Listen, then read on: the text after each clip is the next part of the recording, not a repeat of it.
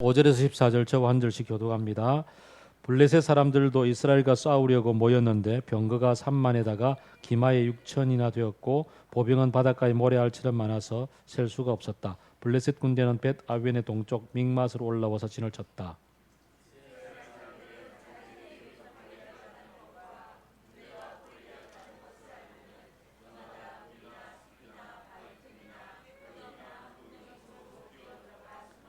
히브리 사람들 가운데서 더러는 요단강을 건너 갓과 길르앗 지역으로 달아났다.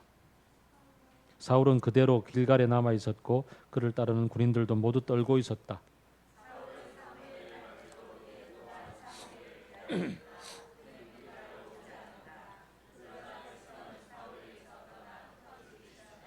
사울은 사람들을 시켜 번제물과 화목제물을 가지고 오라고 한 다음에 자신이 직접 번제를 올렸다.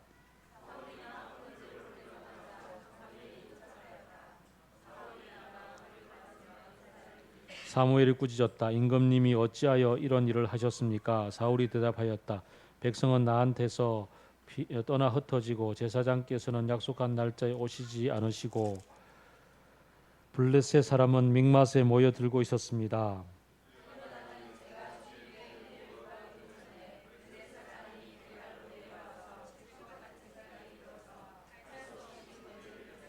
사무엘이 사울에게 말하였다. 해서는 안 될 일을 하셨습니다. 주 하나님이 명하신 것을 임금님이 지키지 않으셨습니다. 명령을 어기지 않으셨으라면 임금님과 임금님의 자손이 언제까지나 이스라엘을 다스리도록 주님께서 영원토록 굳게 세워주셨을 것입니다.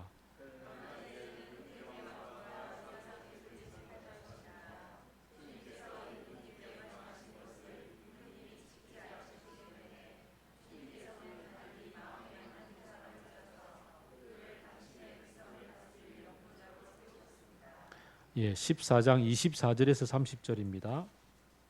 14장 24절에서 30절. 전쟁은 벳아웬 너머까지 번졌다. 그날 이스라엘 사람들은 허기에 지쳐 있었다. 사울이 군인들에게 내가 오늘 저녁에 적군에게 원수를 갚을 때까지 아무 것이라도 먹는 사람은 누구든지 저주를 받을 것이다 하고 맹세시켰기 때문에 군인들이 모두 아무것도 먹지 못하였다.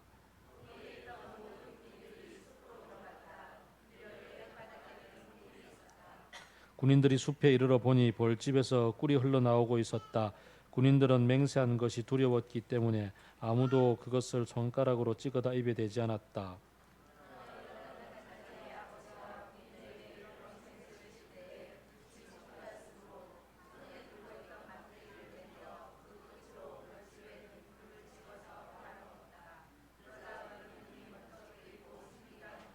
그때 군인들 가운데 어떤 사람이 나서서 그에게 일러주었다. 임금님이 누구든지 오늘 무엇을 먹는 사람은 저주를 받을 것이라고 하시면서 모든 군인에게 철저히 금식하도록 맹세를 시키셨습니다. 그래서 군인들이 이렇게 지쳐 있습니다.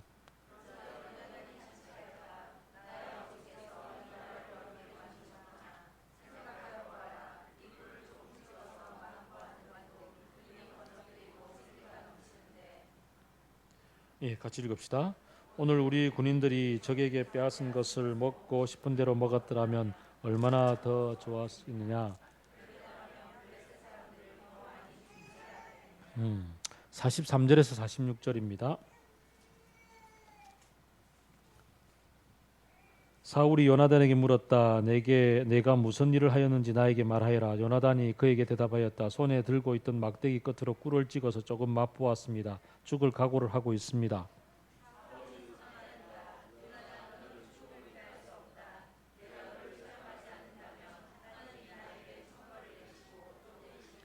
이때 온 이스라엘이 사울에게 호소하였다. 이스라엘에게 이렇게 큰 승리를 안겨준 요나단을 죽였어야 되겠습니까? 절대로 그럴 수 없습니다. 주님께서 살아계심을 걸고 맹세합니다. 그의 머리털 하나도 땅에 떨어져서는 안 됩니다. 그는 오늘 하나님과 함께 이 일을 이루어 놓은 사람이기 때문입니다. 백성들이 이렇게 요나단을 살려내어 그는 죽지 않았다.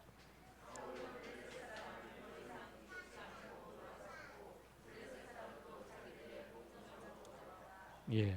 그 다음 전쟁입니다. 15장 또 다른 전쟁입니다. 이제는 3절 9절을 저랑 같이 읽겠습니다. 3절 제가 읽고 여러분 9절 읽으세요. 너는 이제 가서 아말렉을 쳐라. 그들에게 딸린 것은 모두 진멸시켜라. 사정을 보아 주어서는 안 된다. 남자와 여자, 어린아이와 젖먹이, 소떼와 양떼, 낙타와 나귀 등 무엇이든지 가릴 것 없이 죽여라. 9절 읽어주세요.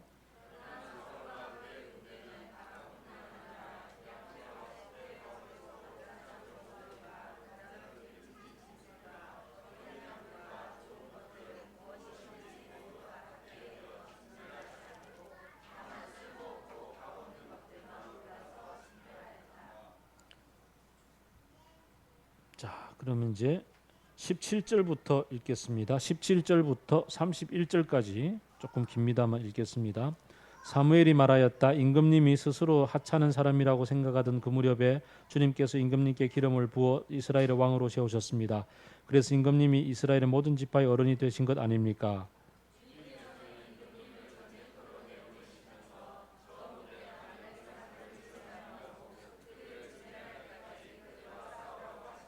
그런데 어찌하여 주님께 순종하지 아니하고 약탈하는 데만 마음을 쏟으면서 주님께서 보시는 앞에서 악한 일을 하셨습니까?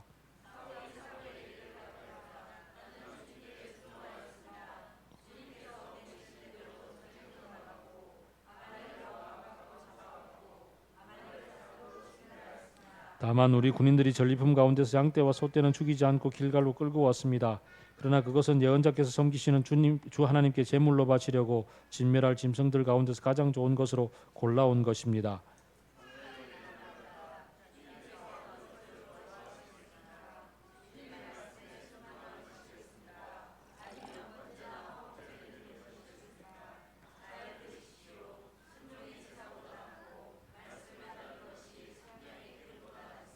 거역하는 것은 점을 치는 죄와 같고 고집을 부리는 것은 우상을 섬기는 죄와 같습니다.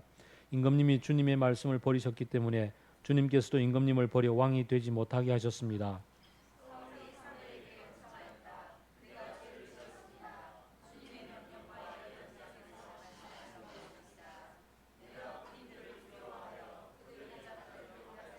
제발 나의 죄를 용서해 주시고 나와 함께 가셔서 내가 주님께 경배할 수 있도록 해주시기 바랍니다.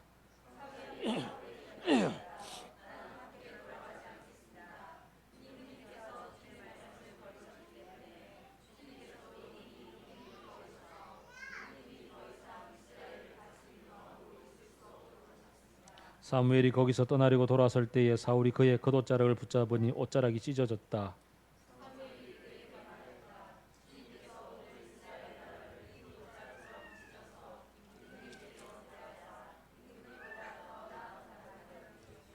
이스라엘의 영광이신 하나님은 거짓말도 안 하시거니와 뜻을 바꾸지도 않으십니다. 하나님은 사람이 아니십니다. 그러므로 하나님은 뜻을 바꾸지 않으십니다.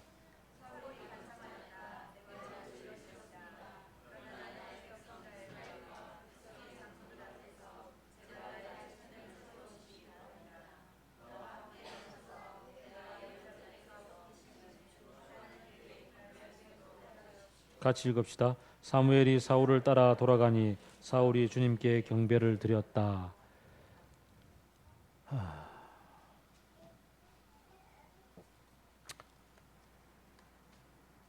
또 안타까운 얘기를 또 함께 나누어야 됩니다. 지난주에도 사울 얘기 보면서 참 마음이 많이 안타까웠잖아요. 그가 암몬과의 전쟁에서 배웠던 것, 그가 암몬과의 전쟁에서 뭘 배웠던가요? 첫 번째, 어디 갔냐? 알겠네. 암몬과의 전쟁에서 배웠던 것. 맨 처음에 그가 왕이 된다라고 사울이 선언을 했을 때 우리 집안은 베냐민 출신이고 또 베냐민 중에서도 가장 작은 집안인데 내 출신 성분이 이런데 무슨 왕이 되겠느냐라고 얘기를 했죠. 그러고 나서 이제 여러 정황들과 증거들을 보여주셨고요. 하나님의 말씀을 붙잡고 나갔으면 좋았을 텐데 이제 왕위 즉위식을 거행하는 날 백성들 전체들을 모아놓고 사무엘이 이렇게 구지뽑기를 통해서 이렇게 탁탁탁 뽑아서 마침내 사울에 이르게 되었을 때 사울은 행구 뒤에 숨었죠. 그 마차 뒤에 진 마차 뒤에 숨었습니다. 그 숨어 있는 모습을 이제 뭐 이렇게 주춤주춤 나오는 모습을 보고 어떤 사람들은 환호를 하지만 어떤 사람들은 비웃었단 말이죠. 그때 아무 말도 못했던 사울. 그런데 어느 날 암몬이 쳐들어왔고 암몬이 길랏 야베스를 침략했을 때 길랏 야베스 사람들이 이제 자기의 처족이죠. 베냐민 지파가 자기의 처족 집안이 되는 이 베냐민 지파의 구원을 요청했고 그래서 사울이 일어나서 그때 하나님의 성령이 감동했고 소를 막 한 손으로 잡아서 한 손은 제 말이고요. 어쨌든 잡아서 그 각을 떠서 전국에 보냈더니 막 백성들이 모여들었고 군사가 모집이 되었고 그리고서 이제 나가 전쟁에서 이겼잖아요. 이겨서 딱 돌아오는데 그 군대 속에서 지금까지 사울을 임금 안 되겠다고 한 사람 누구냐 다 나와 이러면서 다시 왕위 즉위식을 하죠. 이러면서 이제 그가 배운 게 뭐였습니까? 아, 사람들이 내가 전쟁에서 이기니까 나를 왕으로 대접해 주는구나.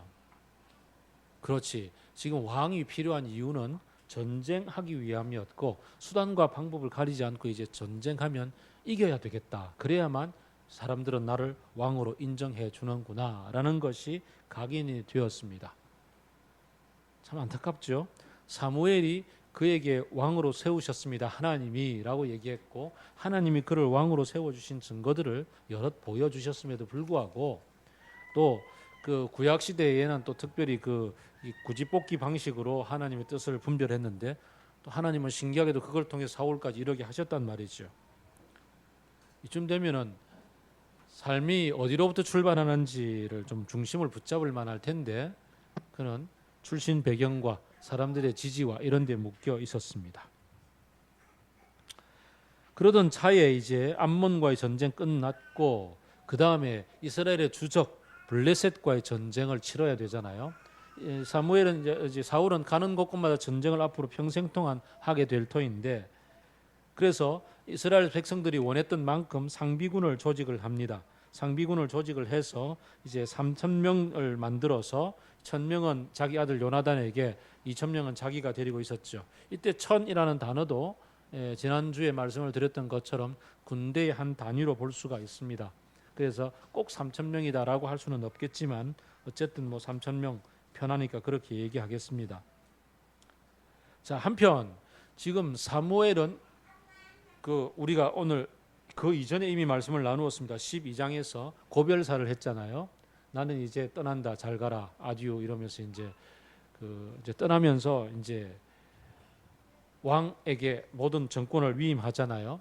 그럼 왕이 이제 앞으로 나서서 이스라엘을 다스립니다. 그럼 사무엘은 사라지는 건가요? 사무엘은 지금까지 사사로서 다시 말하면 총 리더로서 앞에 나서서 백성 전체를 다스렸습니다. 그 모든 다스림의 권한을 사울에게 위임을 하는 거죠. 그러면 사무엘은 뭘 할까요? 자신의 본연의 자세로 돌아가서 하나님의 말씀을 전하는 사람으로서 사는 거죠. 하나님의 말씀을 전하며 삽니다. 마치 초대교회 때 사도들이 예루살렘 교회에서 뭐 가르치는 것 행정 전부 다 하다가 막 숫자가 많아지고 그것 때문에 행정적인 어려움들이 막 생기니까 집사들을 세워서 그래서 행정을 맡기고 사도들이 말씀을 전하는 일에 전무했던 것처럼 이제 사무엘은 말씀을 전하는 사역을 합니다. 말씀을 전합니다. 그러면 사무엘하고 사울하고는 같은 사시인데 이 두 사시 같은 집안에서 누가 더 우위에 있을까요? 누가 더 우위에 있을까요? 고대 왕국에 있어서 중앙 집권적 국가가 세워져 감에 있어서 제사장 권력과 왕권은 항상 대립하고 왕권이 세면 제사장 권력을 다 흡수하기도 하고 제사장이 세면 왕권을 그 밑에 부속시키기도 하죠. 그런 것처럼 지금 하나님의 말씀을 전하는 신탁을 예언하는 예언자와 그 다음에 이스라엘을 다스리는 행정적 권한을 가지고 있는 왕과 누가 더 우위에 있을까요? 자, 권력 투쟁이 벌어질 상황이 되는 거죠. 실제로 권력 투쟁이 벌어집니다. 그리고 사울은 사무엘의 말을 무시하고 자신이 최고다라고 주장하고 나서는 일이 앞으로 계속 벌어지게 되는 거죠. 이게 이제 정치적으로 본다면 그런 거고 우리가 하나님 앞에서 본다면 어떻게 되겠습니까? 당연히 왕이라도 하나님 세워주셨으니 하나님의 말씀을 들어야겠죠. 이게 더 아주 중요한 백그라운드가 되겠습니다. 한편 이제 상비군 3천을 조직했고 나누었습니다. 자, 이런 중에 이제 전쟁을 해야겠는데 어떡하죠? 블레셋이 이제 아주 막강한 게 있고, 블레셋은 지금 당장 쳐들어올 생각도 없고, 이스라엘 사람들은 지금 전투 준비를 마쳤습니다. 이쯤 되면 누군가가 한번 선봉장이 되어서 나가서 치는 것이 참 필요하겠죠. 이럴 때 젊은 용사 요나단이 나갑니다. 전쟁은 하나님께 있는 거야. 전쟁은 하나님이 하시는 거지 우리가 하는 게 아니야. 이러고서 자기 부 한 명 데리고 가는데, 이 시절에 블레셋이 철기를 가지고 가나안 땅에 들어왔죠. 블레셋은 철기를 가지고 들어왔고, 가나안 땅은 청동기 끝 무렵이었습니다. 그리고 철기로 막 넘어갔습니다. 철기를 가지고 있는데 철기의 문화를 훨씬 더 잘 다루는 곳은 블레셋이고, 이제 철기를 막 다루고 이제 초기 문화가 이 가나안인데, 그러면 누가 더 군사적으로 우세하겠습니까? 철기가 우세하겠죠. 여러분이 보는 지역으로 보면 여기가 지중해, 여기가 이스라엘 땅, 여기가 요단강, 여기가 동쪽이라고 하면 지중해 이쪽에 있는 그리스 반도 저기 밑에 에게해 쪽에서 이 남쪽으로 이렇게 본토 지방의 사람들이 막 밀려 내려오니까 이 해안가에 살고 있던 사람들이 배를 타고 지중해를 건너서 여기 온 사람들이 블레셋입니다. 이 블레셋은 그 이름 따라서 요즘도 팔레스틴 그러죠. 이스라엘 지금 팔레스틴 그러죠, 그죠? 예, 팔레스틴이라고 얘기하는 게 블레셋에서 이름 온 것입니다. 어쨌든 이 사람들이 치고 들어와서 이 땅을 정복하면서 이 땅이 철기 문화를 전파했음에도 불구하고 이 철기를 다루는 모든 이 기능들을 자기들만 보유를 해요. 그래서 대장장이들은 다 끌고 가버려요. 그러면은 이스라엘 사람들은 뭐 낫 같은 거 철기로 만들어진 낫 같은 이런 거 벼리다 그러죠. 그것을 이제 가려고 하면은 저기로 가야 돼요. 가서 갈아와야 돼요. 얼마나 불편하겠어요? 이제 삼손 시대 삼손이 이제 거의 사사기 말엽이었고, 삼손 때부터 시작해 지금까지 대충 이런 시기예요. 그러니까 삼손 시대에 어때요? 이스라엘 사람들이 하는 말이, 삼손이 가서 블레셋 사람 쳐 죽이고 올라와 숨어 있으니까 막 잡으러 오니까 삼손들은 야단치잖아요, 사람들이. 네가 왜 도대체 이 블레셋 사람들 우리를 지배하는 것을 알지 못하고 네가 가서 엉뚱한 짓 했냐? 빨리 항복해라 이러고 스스로 묶어가지고 갖다 주죠. 참 이런 이제 이 지형이에요. 자, 이런 상황에서 요나단이 엄청난 일을 하는 거죠. 자기들 속에는 군대라고 해봤자 모여가지고 들고 있는 게 뭐 다른 무기가 없어요. 낫 뭐 이런 거밖에 없는데, 오직 무기다운 무기는 자기 아버지 딱 들고 있다고. 그러니까 이제 자기 부관하고 둘이서 이제 우리 가서 하나님이 전쟁을 일으키시는 것을 우리가 불씨가 되자, 작은 불씨가 되자 이러고서 갑니다. 참 옛날에 제가 아주 인상적인 그림이 있었는데, 꼬마 하나가 바람개비 들고 막 뛰어가는 장면이 있어요. 바람이 없으면 우리가 바람이 되어야지 이러면서 가는 거야. 멋지죠? 요나단이 그런 행동을 하는 거죠. 자, 가서 적군에 갔는데 우리가 딱 나타나면 적군이 야 올라와 이러면은 우리가 이기는 거야. 근데 야 자들 가 쳐 부수자 이러고 저가 내려오면 우리가 지는 거야. 그러니까 그때는 우리 열심히 도망가고, 올라와 이러면 가서 우리 마음껏 쳐 부숴도 이건 하나님의 뜻이야 이러고서 이제 간 거예요. 갔는데 아니나 다를까 올라와 그러는 거죠. 그래서 가서 막 부쉈어요. 막 쳐 부쉈어요. 그래서 막 이기는 거죠. 엄청난 전투가 벌어졌습니다. 자, 이런 상황에서 하나님이 역사를 하시는 거죠. 하나님이 적군의 무서움을 막 부어주었어요. 두려움. 적군이 막 보니까 막 쓰러지고 있는 걸 보니까 엄청난 군대가 쳐들어오는 것처럼 보여가지고 막 자중진환이 일어나면서 자기들끼리 칼 들고 뛰쳐나가가지고는 자기들끼리 막 목베고 막 난리가 난 거죠. 이러는 와중에 이제 이스라엘 진영에서 보니까 이게 막 난리도 아니거든요. 가자 이래가지고 이제 막 쳐들어가는 거죠. 가서 이기자 하고 가서 이제 전쟁을 막 하는데, 자, 이 상황에서 전쟁을 일으키신 분은 하나님이고, 막 지휘하시는 분도 하나님이고, 앞에 바람이 되어서 바람잡이 한 건 요나단이잖아요. 사울은 뒤따라가는 거죠. 사울은 막 뒤따라가면서 이제 전쟁을 막 추수하듯이 추풍나게 뭐 죽고 있는데, 이제 업된 거죠. 사람이 막 업되면 뭔 짓을 못 하겠습니까? 막 사람이 업되니까 한 말씀 하신 거죠. 야, 진짜 멋지다. 가자. 막 가자 해가지고 가서 뭐 해요? 가서 오늘 말이야 자들 다 죽었어. 지금까지 한 번도 이겨본 적 없잖아요. 다 죽었어. 자들 끝까지 신멸할 때까지 너희들 밥 먹으면 죽어 이래 된 거죠. 물 한 모금도 막으면 죽어 이러면서 가서 끝까지 정리해 막 이런다고요. 이제 이게 이제 업돼서 한마디 하는 이게 이제 문제가 되죠. 사실 제가 좀 고백할 게 있는데 지난 목요일 날그 복날이라고 형제들이 뭐 좀 먹었잖아요. 점심 때 먹고 나서 또 휴가라고 또 자기들끼리 뭐 당구 친다고 해서 가서 당구를 오후에 쳤는데 저녁에 또 재정 회의한다고 모여서 구포에서 회의하고 돌아오는 길에 두 형제가 나 끝까지 휴가인데 뭐 이래서 좋다 그럼 끝까지 당구 고 이래가지고 밤에 2시까지 당구 치고 왔더니 그날 도합 7시간 당구 치고 금요일 날 제가 뻗었어요. 완전히 몸살했는데 업해서 이렇게 하면 안 된다는 증거죠. 이 나이에 업해서 그렇게 하다가는 몸이 망가진다. 이 사울이 그런 거죠 지금. 사울이 업해가지고 한 가지 얘기했단 말이죠. 전쟁이란 걸 한 번도 안 해본 사람 같아요. 꼭 전쟁하면 뭐가 있어야죠, 그죠? 군량미가 있어야 되고 옆에 뭔가 초콜릿 같은 게 있어야 먹으면 힘나서 그냥 전쟁하잖아요. 하루 종일 땡볕에 전쟁하러 갔으면 물이라도 먹어야 전쟁하죠. 군인들은 뭐가 힘날 게 있어야 되는데 먹으면 다 죽어 이래버리면 이건 거꾸로 가자는 거지. 사울이 이런 짓을 했다고요. 전쟁 한 번도 못 해본 사람 같아. 어쨌든 근데 이 바람잡이가 되었던 바람을 일으켰던 요나단은 선봉에서 막 전쟁하느라고 사울이 뒤에서 업해가지고 얘기했던 걸 놓쳤어요. 못 들었어요.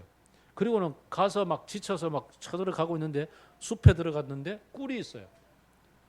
이 뭐 눈이 번쩍 뜨이는 거잖아요. 그래서 얼른 찍어서 먹었어요. 뭐 먹으니까 눈이 번쩍 뜨이잖아요. 번쩍 뜨이는 거예요.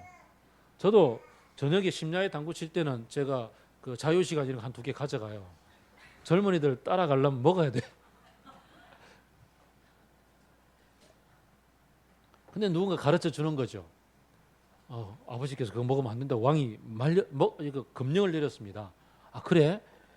야 그래도 아버지가 그거 너무했다. 어떻게 그거 먹으면 이렇게 조금만 찍어 먹어도 눈 떠여지는데 마음껏 먹고 전쟁하면 얼마나 이기겠냐. 자 여기에서 이제 조금 더 이제 뭐 오왕좌왕하는 일이 좀 벌어집니다. 그 얘기에 사람들이 자유를 누리죠. 누군가가 그 한계를 깨뜨리면 자유가 생기잖아요. 그래서 가서 전쟁해서 거기에 있는 이 블레셋 진영을 쳐들어가 정리하고 뺏어가지고 그 다음에 고기를 막 구워 먹기 시작한 거죠. 배고프니까 일단 누군가가 족쇄를 풀어줬으니까 그것도 죽이기 위해서 살리기 위해서 자기 아들인데 왕 아무리 금령을 내려도 왕 자기 아들을 죽이겠냐 이러면서 이제 풀어준 대로 가서 막 고기 먹는데 급하니까 피도 안 빼고 먹었단 말이죠. 이 구약에 있어서 이 고기를 먹되 피째 먹으면 안 된다는 것은 이스라엘 사람들이면 누구나 다 아는 하나님의 율법이거든요. 이쯤 가니까 이제 문제가 되는 거죠. 그래서 이제 자중 진단이 일어나고 이러면 안 되는데 뭐 이러고 왕에게 가서 보고하는 사람도 생기고 막 그러면 왕이 모여가지고 어떻게 됐냐 이러고 뭐 따지게 되고 우리가 이 마당에 전쟁을 더 해야 되냐 말아야 되냐 끝까지 가 말어. 왜냐하면 지금 우리 속에서 지금 성결을 어겼잖아요, 그죠? 명령도 어겼고 군율을 파기한 사람이 있는데 이런 상황에서 내가 전쟁을 해 말어. 이때 선지자가 한 명 나타나서 이런 건 하나님께 이럴 때 물어야 됩니다. 그랬죠. 그래서 이제 하나님께 묻자. 좋아. 그러면은 어떻게 하냐? 저기 에봇을 가져와. 그래서 이제 여기는 괴라고 하나님의 괴를 가져와라고 얘기했는데 이 괴는 히브리어로 에봇이라는 것하고 발음이 아주 비슷해요. 그래서 이제 괴를 가지고 온 것 같지는 않고 에봇이라고 보는 게 정확할 것 같아요. 그래서 이 제사장이 입는 옷 있잖아요. 그걸 가지고 와서 점치는 데 사용해요. 우림과 둠밈이라고 해가지고 이제 돌 2개 넣어놓고 하나 탁 뽑는 거죠. 딱 뽑는데 말씀을 안 하시는 거죠. 왜 요즘 애들 저기 고등학교에 가면 연필 2개 포개놓고 뭐 예서노 뭐 이런 귀신 불러놓고 하는 거 있다 그러더라고요. 옛날에 분신사바 이런 거 비슷한 거. 그건 뭐 귀신 장난이 애들 장난이긴 하지만 어쨌든 그때는 굳이 뽑기를 했어요. 자 뽑았어요. 대답을 안 하시는 거죠 하나님이. 그래서 야 이거 우리가 뭔가 잘못이 있다, 뭔가 문제가 있다, 뭐가 문제지 하고 쭉쭉쭉 나가 보니까 요나단이 자백을 하는 거죠. 내가 꿀 찍어 먹었습니다.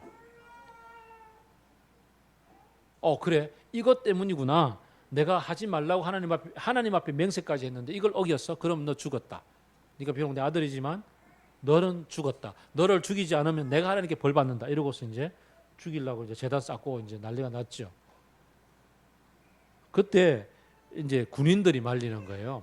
오늘의 이 전쟁에 불씨가 된 사람이 요나단이고 하나님께서 이 전쟁을 이기도록 하시는 데서 요나단이 결정적인 공헌을 세웠는데 이 하나님의 사람을 죽이는 것은 말도 안 됩니다. 이건 하나님의 뜻이 아닙니다. 그러므로 죽여서 안 됩니다.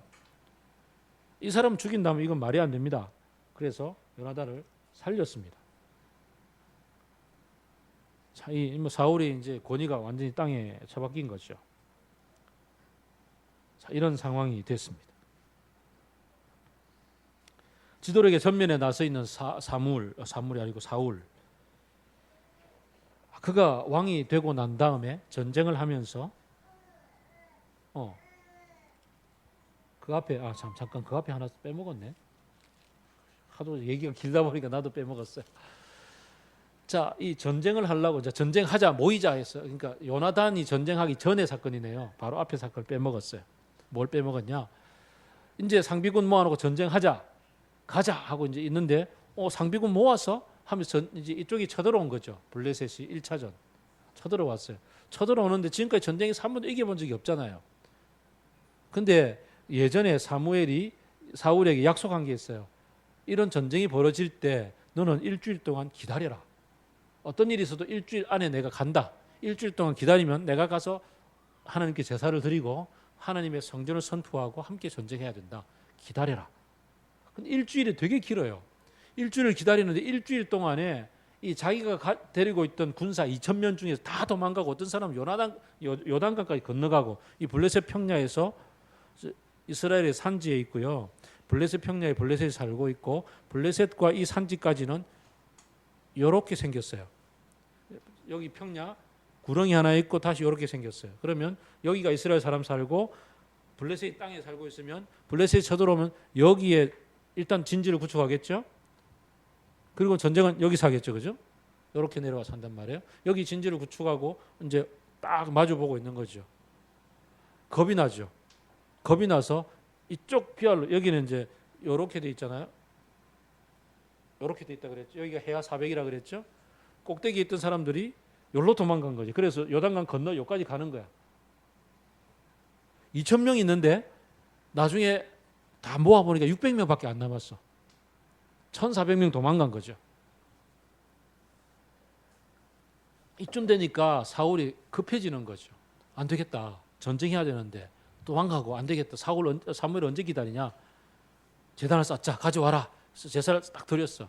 이날이 7째 그러니까 7일이면 오늘 밤 12시까지 딱 기다리고 12시 1분에 제사를 드린 거죠. 쉽게 말해서.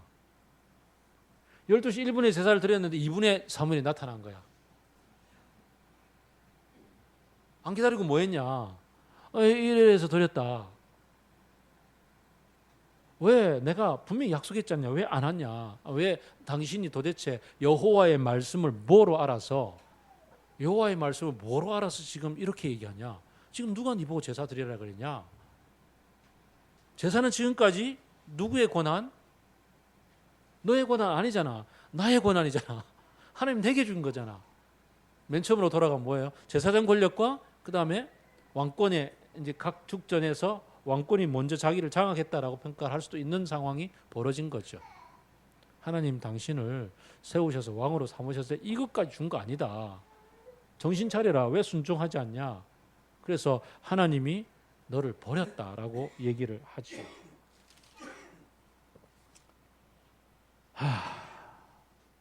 자, 여기까지입니다. 앞에 벌어졌던 사건. 그리고 전쟁 중에 요나단이 이제 습격을 합니다. 사울이 지금 뭘 배운 거예요? 사울이 배운 게 뭘까요? 전쟁해야 되는데 암몬에서 전쟁 이기니까 백성들이 지지해 주던데 그럼 전쟁은 이겨야 되는데 안 나타나니까 급하죠. 상황이 여러분도 그렇겠죠. 여러분도 그쯤 되면은 급하죠. 해야 되겠죠. 얼마나 이게 일주일 쫙 마지막에 급하잖아. 병장 말년에 그 하루 이틀 사흘이 옛날에 그 6개월씩 하고 비슷하다는 얘기들을 군대 제대한 사람들 많이 하잖아요. 이 1초가 얼마나 급한데 누구라도 그럴 수 있을 거라고 여겨지는 상황입니다만 여기에 대해서 사무엘이 지적을 하죠. 잘못했지 않냐? 하나님이 당신을 버렸습니다. 좀 전에 우리 여기에서 읽었던 본문 박 목사님이 제시해 주셨던 다윗의 경우는 어땠습니까? 다윗의 경우에 하나님이 당신을 버렸습니다. 당신이 지금 당신을 목장에서 취해서 왕으로 삼아 주신 분이 하나님이신데 당신은 엄청난 그 많은 모든 것을 누리도록 해주었고 모자라면 더 주었을 건데 어떻게 부하의 아내를 빼앗아 그런 일을 했냐? 그러니까 당신에게서 왕위를 빼앗아서 이웃에게 던져 주고 말 겁니다. 당신은 은밀히 행했지만 백주 대낮에 나는 이런 일을 벌일 겁니다. 그때 다윗이 뭐라 그랬어요? 좀 전에 읽었잖아요. 주님, 제가 잘못했습니다. 주께 죄를 지었습니다. 그랬죠. 용서가 이루어지죠. 하나님은 뜻을 돌이키셨다고요. 사울은 침묵했죠. 아무 말도 안 하는 거예요. 요즘 누군가가 침묵하고 계시는 분 한 분 계시잖아요. 해킹 사건 벌어지고 막 이러는데도 그런 것처럼 침묵으로 일관하죠. 침묵은 뭐예요? 또 다른 항전이죠. 항거죠. 침묵은 인정하지 않는 거예요. 분명히 이 하나님의 말씀을 들었음에도 불구하고 여기에 대해서 가타부탄 말도 하지 않고 버티는 거죠. 사울이 지금 하나님에 대해서 배워가는 인생을 살아가야 되는데 사실 하나님이 아브라함을 불러서 갈대아 우르를 떠나서 여러분 볼 때 갈대아 우르는 여기입니다. 메소포타미아. 갈대아 우르에서 가나안 땅으로 와서 가나안 땅에서 살면서 이집트까지 갔다 왔다 이러면서 얼마나 많은 잘못을 저질렀나요? 자기 아내도 갖다 바치기도 하고. 그러나 그런 모든 인생의 여정 가운데서 하나님을 배워가고 있었죠.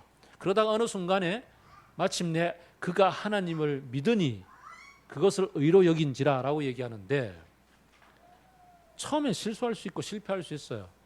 처음에는 그가 암몬과의 전쟁에서 백성이 지지해 주는구나라고 잘못 단추를 깰 수도 있어요. 그러나 하나님이 그를 야단치시면 너의 왕위를 뺏어서 이웃에게 줘버리겠다라고 할 때에 그래? 뭐 해보든지 말든지 끝 이러든지 아니면 그래 되나 보자 내가 전쟁에서 이기면 백성들이 지지해 주겠지라고 붙잡고 있든지 간에 침묵하고 있는 이 사울 뭘 배우는 걸까요? 하나님 앞에 잘못했다고 무릎 꿇고 용서를 빌면은 용서를 해주시는 분인데 그러지 않는 거죠. 그렇지만 버틴다고 해서 그가 하나님을 영무시하지는 않아요. 영무시할 수가 없잖아요. 어떻게 하나님을 무시해요? 이스라엘 사람들이 그 중에 하나를 배우는 거죠. 뭘 배웠을까요? 제사 이건 내가 드리면 안 되는 거구나. 이거 배운 거죠. 확실히 배운 거죠. 하나님이 하라 말라 한 거 딱 한 가지 그건 지켜야 되는 거구나. 그거 안 하니까 벌 받는 거구나. 그럼 그거는 목숨 걸고 지켜야지. 이거 하나 붙잡은 거죠. 그러고 나서 전쟁은 또 이제 요나단하고 이렇게 벌어졌어요. 아까 말씀을 드렸던 것처럼 전쟁 중에 자기는 뒤따라가면서 지금 눈앞에서 어떤 일이 벌어지고 있는지 알지 못한 채 뒤따라가며 전쟁을 치러가면서 엎드려서 한마디 했습니다. 잘못 말이 나간 거죠. 전쟁도 모르고 말을 했습니다. 그리고 전쟁도 모르고 군사들의 현재 형편, 백성들의 형편도 모른 채 얘기했습니다. 그리고 그것을 누군가가 어겼습니다. 그리고 그 어긴 것이 오히려 백성들에게 있어서 뭔가 원기를 왕성하게 해줄 수 있는 어떤 길들이었던 것이 나중에 판명이 되어졌습니다. 이 상황에서 그가 어떤 행동을 해야 될까요? 그가 해야 될 행동은 뭘까요? 그가 적어도 하나님의 마음을 알고 그가 백성들의 마음을 아는 그런 왕으로서 인생을 배워가는 사람이라면 그 다음 배워야 될 게 뭘까요? 내가 잘못 말을 했구나. 내가 이 전쟁 속에서 사람들을 못 먹게 해서 힘들게 했구나. 그래, 내가 잘못 말했어. 내가 하나님 앞에 내가 벌을 받을지라도 여러분이 잘했어. 용서. 이렇게 돼야 될 게 분명한 백성들의 마음을 아는 사람으로서 자라나가야 되는 왕으로서 마땅히 가야 될 길인데 좀 전에 배운 게 하나 있잖아요. 뭘 배웠죠? 사무엘이 제사 드렸던 것 때문에 내가 야단쳤지. 제사 드렸던 것 때문에 왕 뺏는다 그랬지. 이거 그럼 하나님 앞에 약속이잖아. 이거 내가 하면 안 되는 거. 그러면 이 문제에 대해서 내가 하나님 앞에 서원했기 때문에 서원한 거 지켜야 되지. 안 지키면 또 야단 맞겠지. 그래서 서원한 거 지키겠노라고 자기 아들 요나단을 죽이겠다고 나서는 거죠. 이게 초등학생도 이렇게 안 할 텐데, 유치원생도 이렇게 안 할 텐데, 자기 아들 죽이겠다고 나서는 이 마음속에 도대체 하나님은 고사하고 사람의 마음을 알기나 한 건지, 오히려 군사들이 더 하나님의 마음을 알고 하나님의 전쟁을 알아서 하나님 편에 서서 전쟁한 요나단을 살려주고 말지요.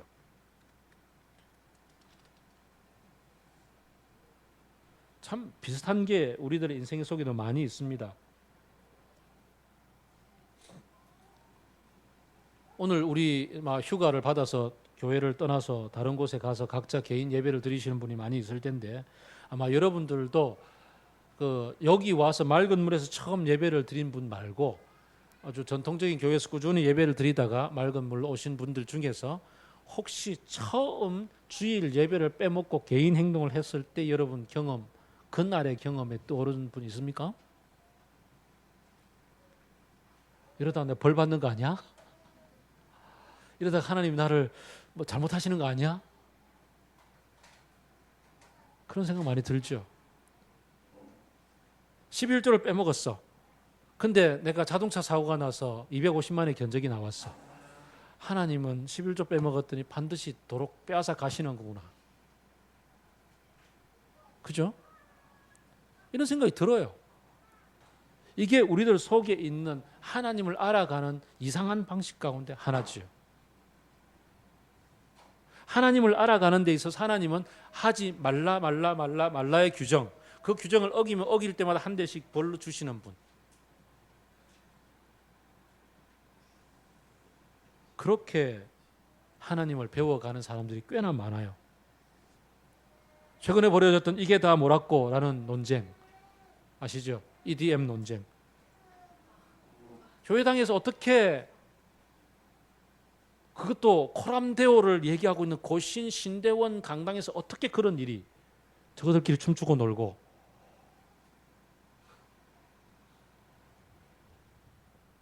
하지 않으면 안 되는, 하나님을 어떤 법을 만들고 금령들을 어기면 벌 주시는 하나님. 그래서 어떻게 하든지 하나님의 노여움을 피해서 뭔가 딴짓하면, 하나님 안 볼 때 하면 그건 되는 거고, 하나님 볼 때 하지 말라고 한 것을 어기면 큰일 나는,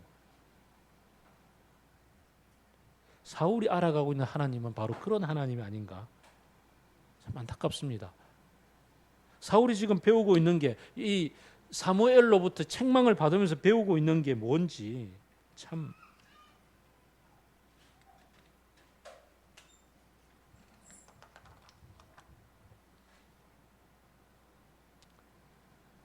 마지막이 중요합니다. 자, 그날 사건은 일단 덮어졌습니다. 그리고는 그 뒤에 하나님이 이제 사무엘을 통해서 이제 아말렉을 쳐부수라고 얘기합니다. 아말렉은 여러분 보실 때 이쪽 동네 사람입니다. 요단강 건너 여기. 저 밑에 이집트 옆으로 가면 에돔, 그 위에 모압, 암몬 이렇게 있는데요. 지난번 암몬 쳐들어왔잖아요. 에돔하고 모압하고 요 사이에 여기 살고 있는 동네 사람입니다. 작은 동네 사람인데, 얘들이 그 목축업을 전공을 하니까 목축업자들은 주로 건기가 되면 쳐들어온다 그랬잖아요. 와서 아주 악랄하게 다 죽이고 막 이랬어요. 그래서 하나님 보시기에 이 악한 사람들을 진멸해야 되겠다. 그래서 이 진멸이라는 단어는 모든 걸 남기지 말라, 가축도 남기지 말라. 하나님 이런 명령을 하신 적이 거의 없는데요, 여기에서 그런 명령을 하셨어요. 자, 이 명령을 받고서 이제 가서 전쟁을 하러 갔는데, 가서 보니까 목축업자들이 가지고 있는 게 되게 많잖아요. 엄청난 또 뺏어서 간 게 또 많아. 이 전리품들을 군사들이 챙기는 게 얼마나 중요해요. 좀 전에 또 경험이 있었잖아요. 군사들 아무것도 못 먹게 했더니 얼마나 힘들었어요. 그래, 그럼 마음껏 가죠. 그럼 사기가 올라가지. 또 뭐예요? 자기로서도 본토에 있는 이스라엘 백성들 앞에 왕이 개선 행진할 때 제일 멋진 게 뭐죠? 옆에 적국의 왕을 사로잡아서 딱 무릎 꿇쳐가지고 오는 거잖아요. 이거 개선 행진에서 아주 효과 만점이잖아요. 그래서 가서 왕 아각을 사로잡고 모든 전리품들을 백성들이 다 챙기도록 허용했어요. 하나님의 말씀은 뭐였죠? 진멸하라였어요.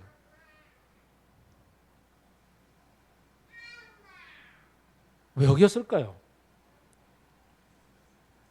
왜 여기였을까? 맨 앞으로 가야 되겠죠?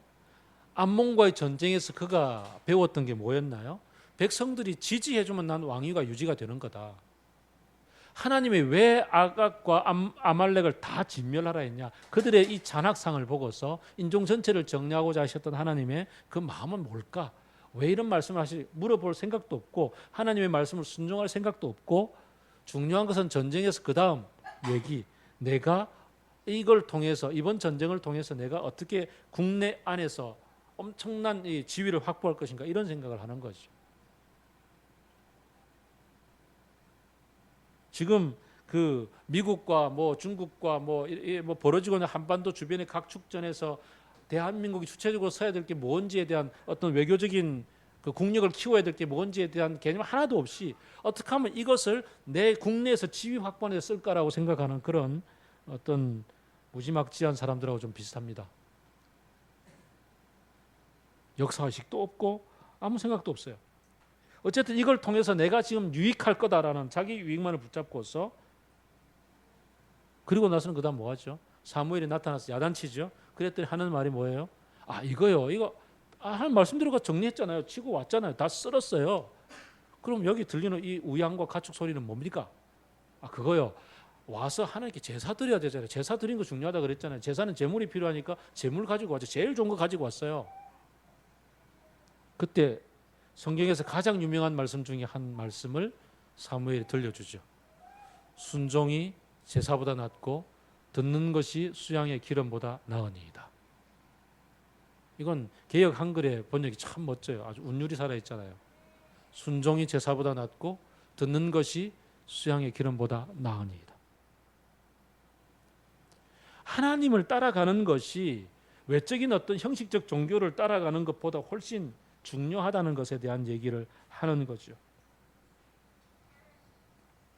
거기에 대해서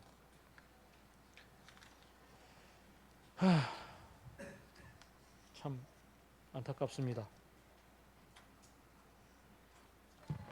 어쨌든 그 뒤에 중요한 얘기를 좀 해봅시다. 성경을 봅시다.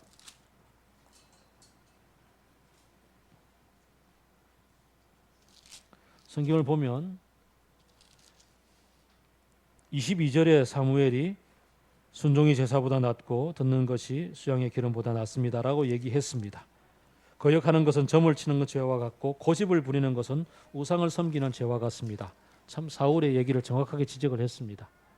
임금님이 주님의 말씀을 버리셨기 때문에 주님께서도 임금님을 버려 왕이 되지 못하게 하셨습니다. 그때 24절을 다 같이 읽어주실래요? 시작.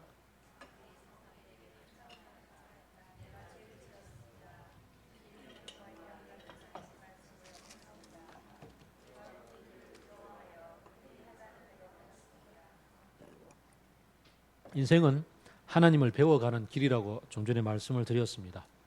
하나님을 배워가는 데 있어서 실수도 하고 실패를 할 수도 있습니다. 하나님 앞에 자기의 본 욕심을 버리지 못해서 다 사로잡아 왔다라고 해도 이 말씀 앞에서, 이 책망 앞에서 사울이 고백을 했지요. 제가 죄를 지었습니다. 주님의 명령과 예언자께서 하신 말씀을 어겼습니다. 군인들을 두려워해서 백성들이 하자는 대로 했습니다. 좀 전에 박 목사님 읽어주셨던 다윗의 경우를 생각해 볼까요? 나단이 얘기를 했습니다. 임금님이 바로 그 양을 뺏은 사람입니다. 그러므로 임금님의 왕위를 빼앗아서 이웃에게 줘버릴 겁니다. 그때 다윗이 고백을 하죠. 제가 죄를 지었습니다. 그랬더니 나단이 뭐라 그래요? 하나님께서 당신의 죄를 용서하셨습니다. 그러므로 왕위를 다시 유지할 것입니다 라고 얘기해 주죠. 이런 일이 일어나지 않을 겁니다. 오늘 본문 24절이 중요합니다. 제가 죄를 지었습니다. 주님의 명령과 예언자의 말씀을 어겼습니다. 제가 백성을 두려워해서 이런 일을 했습니다. 다윗이 고백한 거 똑같잖아요. 그죠? 그러면 다윗을 용서해 주신 하나님은 사울을 용서해 줘야 되잖아요. 똑같은데. 근데 사울에게는 사무엘이 뭐라 그럽니까? 26절. 나는 당신하고 돌아가지 않습니다. 임금님은 주님의 말씀을 버렸기 때문에 주님도 당신을 버렸습니다. 이스라엘 왕이 될 수 없게 하셨습니다. 라고 얘기를 하죠. 왜 그랬을까요? 똑같은 얘기인데. 나 죄를 지었습니다. 라고 얘기했잖아요. 근데도 여기서는 용서가 선포가 안 돼요. 이유는 그 다음에 있어요. 24절 25절을 붙여서 읽으면 이렇습니다. 내가 군인들을 두려워하여 그들이 하자는 대로 하였습니다. 제발 나의 죄를 용서해 주시고 나와 함께 가셔서 내가 주님께 경배할 수 있도록 해 주시기 바랍니다. 라고 얘기하죠. 이게 그 다음 구절에 가면 더 확실히 드러납니다. 사무엘이 안 됩니다 라고 얘기했죠. 용서가 안 됩니다 라고 얘기했습니다. 그랬더니 27절 사울이 그의 겉옷자락을 붙잡죠. 그래 찢어집니다. 놓아라 내 팬티 고무줄 떨어진다 이런 얘기죠. 근데 이미 찢어졌습니다. 그때 사무엘이 오늘 이렇게 옷이 찢어진 것처럼 나라를 찢어 다른 사람에게 주어버릴 겁니다. 30절 읽어주실래요? 시작.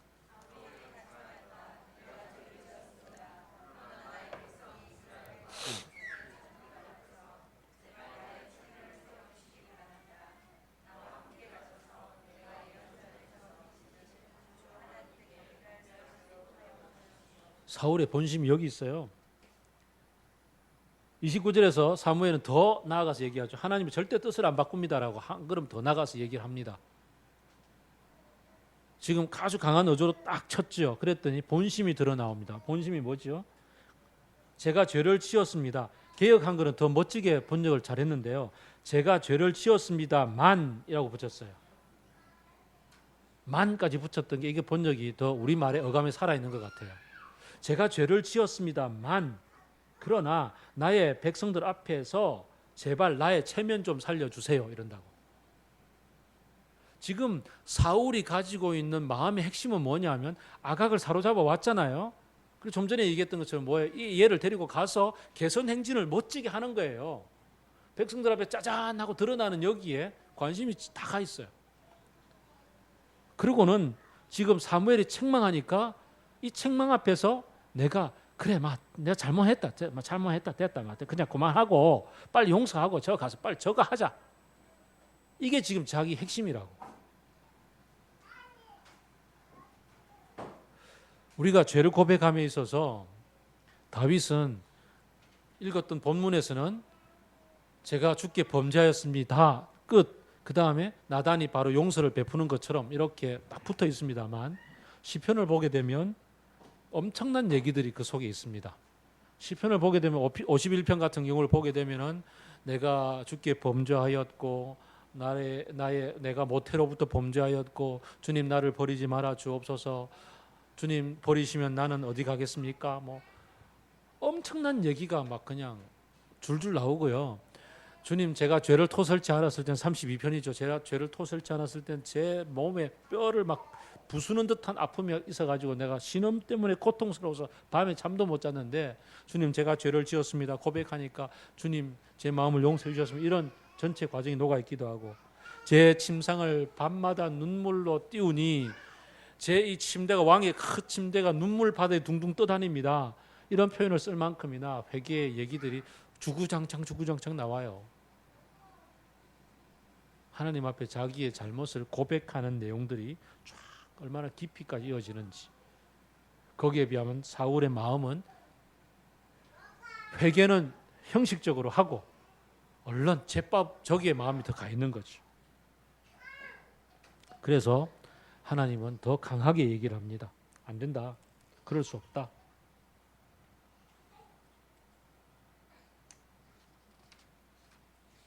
용서가 안 된다.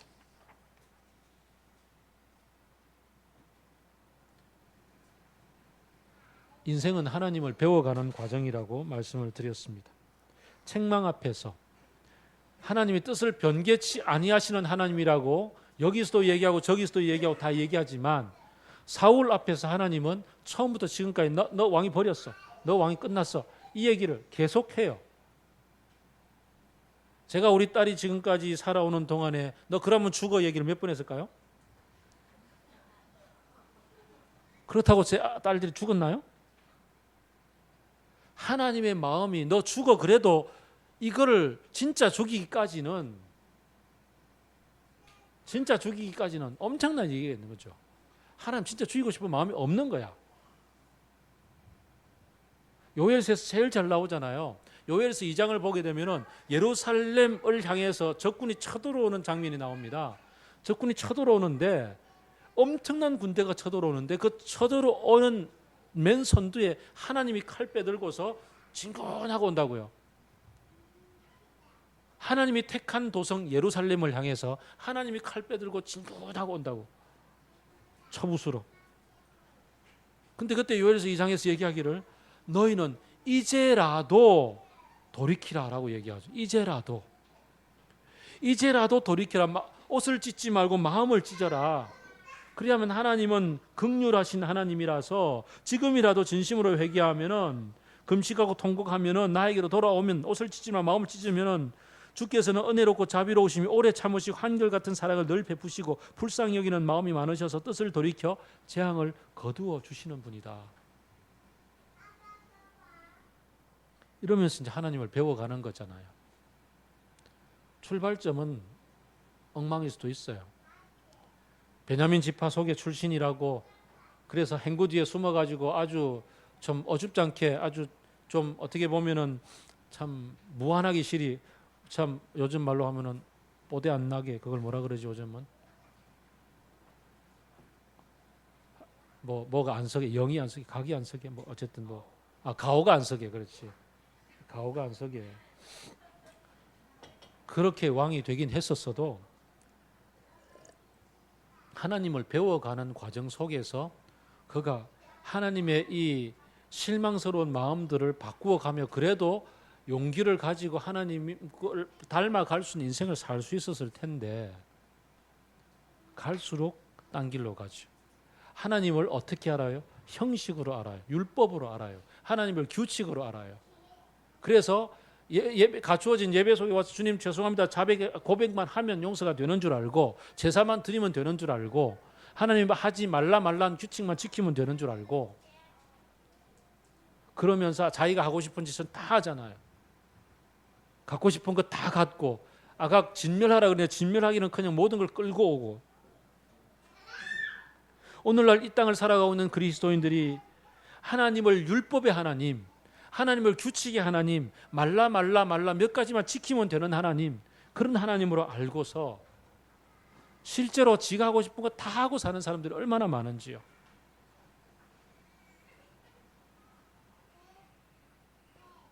그 속에서 하나님을 닮아가는 게 도대체 뭔지는 몰라요. 하나님을 인격적으로 알아간다는 게 뭘까요? 하나님을 알아간다는 게 뭘까를 배워야 됩니다. 호세아서 6장 3절 6절은 얘기합니다. 우리가 여호와를 알자. 힘써 여호와를 알자.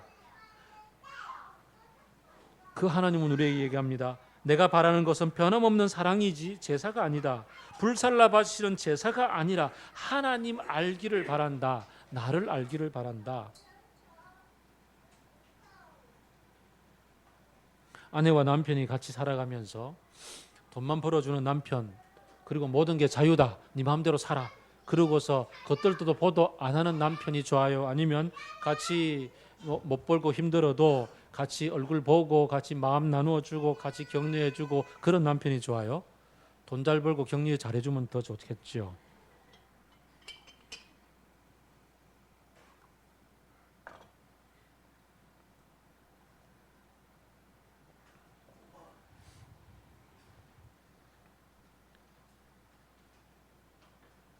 미가서 6장에서 얘기하는 거 여러분 다 노래도 알고 가사도 다 외우잖아요. 하나님이 원하시는 것은 내가 천천의 만만의 강수 같은 기능과 내 잘못을 위해서 내 맏아들을 갖다 바치는 것을 하나님이 원하실까? 아니다. 사람아 주께서 원하시는 것은 이것이니 공의를 행하고 인자를 사랑하고 겸손히 내 하나님과 함께 동행하는 것 아니냐. 아내와 남편이 함께 동행하는 것, 함께 길을 가며 친구가 되는 것, 같이 낄낄거리는 것, 같이 웃기도 하고 울기도 하는 것. 페북에 그런 얘기가 올라와 있어서 당신에게 그 BF가 있다라는 증거. 당신에게 BF가 있을 때 특징 중에 하나는 당신이 페북에 올린 사진에 좋아요라고 누르지 않는다. 대신에 그 사진에 같이 찍혀 있다. 그렇죠, 그죠? 좋아요 누르기 전에 이미 거기 같이 가 있다라는 것. 하나님과 같이 거기에 같이 있음으로 같이 그 마음을 나누는 것. 아침에 큐티 하면서 내가 붙잡아야 될 약속, 주장해야 될 하나님의 말씀, 내가 고백해야 될 죄, 그 다음에 따라야 될 모범, 이런 것 찾아가는 게 큐티가 아니라고요. 피해야 될 죄, 이런 게 아니고 앉아서 그냥 하나님하고 얘기 주거니 받거니 하나님 마음을 느끼는 것, 하나님의 마음을 알아차리는 것, 하나님 바라보고 있는 것 같이 바라보는 것. 아무 말 하지 않아 하나님 바라보고 있는 먼 산 바라보고 있는 먼 산 바라보고 있고, 하나님이 저 북한 땅 보고 있는 북한 땅 보고 있고, 하나님 여기 보고 있으면 여기 바라보고 있고, 같이 하나님과 눈길 같이 가는 것. 그 시간이 큐티 시간이라고요. 지하철 타고 가면서 목소리 좋잖아요. 제 목소리. 큐티 목소리 나눔. 목소리 들으면서 눈 감고 지그시 감고 주님이 이끌어 가시는 그 상상의 나래를 펴가면서 그곳에 그냥 같이 있다가 그냥 아멘 하고 그냥 내리는 것. 그것도 아주 중요한 하나님과의 동행이란 말이에요. 사귐의 기도. 제가 잘 이 말을 안 쓰고 싶은데 제 동종업계 경쟁자가 사귐의 교회라고 있어요.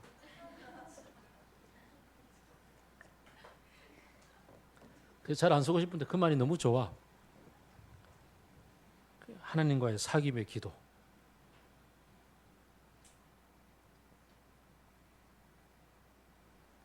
인생은 사울처럼 엉망이 될 수도 있어요. 그 속에서 중심을 잡아서 하나님을 바로 배우기만 한다면 그 다음 하나님은 영원한 인생 속에서 우리를 당신을 닮은 사람으로서 풍성하게 내가 너를 즐거워하고 너로 인하여 기뻐한다라는 얘기. 그 말씀으로 우리를 품어주지 않겠습니까? 우리는 오늘 본문의 마지막 안타까운 결론을 봅니다. 35절입니다. 15장 35절. 그 다음부터 사무엘은 사울 때문에 마음이 상하여 죽는 날까지 다시는 사울을 만나지 않았고 주님께서도 사울을 이스라엘의 왕으로 세우신 것을 후회하셨다. 마음이 상하면 안 보고 싶어지죠. 마음이 상하면 그냥 안 보고 싶어져요. 애정을 많이 줬는데 그 마음이 상하면 안 보고 싶어져. 사무엘이 죽는 날까지 안 봐요. 얼마나 마음이 상했으면. 애정을 그렇게 많이 줬는데. 하나님은 더하죠. 후회한다. 하나님은 후회한다는 단어를 쓰시는 적이 몇 번 없는데 사울에게 후회한다고. 이런 인생은 안 되겠습니까? 오늘 이 땅의 그리스도인들을 바라보며 하나님이 내가 너를 왜 불렀을까 후회한다. 내가 너를 이렇게 큰 교회를 맡겼는데 너 도대체 지금 하는 짓이 뭐냐? 너의 선배가 얼마나 눈물 흘려가며 깎고 깎는 그런 아픔 속에서 이 땅에 모델다운 교회, 제대로 된 교회를 세웠는데 나 그거 하나 그렇게 참 아름다운 동행을 했는데 너대에 와서 도대체 이렇게 말아먹을 줄 진짜 몰랐다.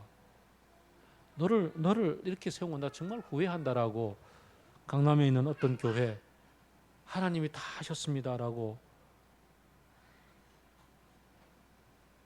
이 소리요 하나님께 제사 드리려고 제가 제일 좋은 거 가져왔습니다 얘기하는 거나 하나님이 다 하셨습니다 하는 거나 너무나 똑같아 보입니다. 우리 인생 좀 그렇게는 안 됐으면 좋겠습니다. 겸손히 내 하나님과 함께 동행하며 하나님을 인격으로 만난다는 게 뭔지를 좀 경험해 봅시다. 이걸 어떻게 설명해야 될까요? 나 그거 진짜 잘 못하겠는데요. 인격으로 만난다는 거 저는 알겠어요. 하나님 인격으로 만나고 있으니까 진리는 단순하게 설명할 수가 없거든요. 하나님 인격으로 만난다는 걸 단순하게 설명할 수 있는 문제는 아니지요. 그렇지만 만나보면 알잖아요. 그렇게 하나님을 닮아가는 삶을 살아가는 저와 여러분이 되면 좋겠습니다. 그리고 제발 우리 죄책감에 빠지지 맙시다. 사울처럼 이렇게 이거 하면 저거 하면 되겠지 그러고서 아주 초보적인 신앙의 생활 속에서 반드시 이건 안 하면 안 돼 이런 것도 하지 말고요. 주님이 용서해 주시는 용서 속에 깊이 젖어들어서 주님을 더 경험하면서 성숙해 가는 우리들이 되면 좋겠어요. 자, 기도합시다. 사울이 배운 하나님, 그 앞에 하나님이 얼마나 어떤 안타까운 마음을 가지시는지를 마지막에 보았습니다. 후회하신다고. 우리의 인생 가운데 지금까지 걸어오면서 배웠던 하나님, 어떤 하나님인지, 나는 어떻게 출발해서 어떤 모습으로 하나님을 배워봤는지, 그리고 인격적으로 하나님을 만난다는 게 뭔지 감이 없으신 분은 그거 좀 배우겠노라고 좀 용기 있게 나섰으면 좋겠어요. 얼마든지 여러분의 선배들이 또 저를 위로해서 도와드릴 수가 있고 함께 인격적으로 하나님의 만남을 가질 수가 있습니다. 하나님 알아갔으면 좋겠어요.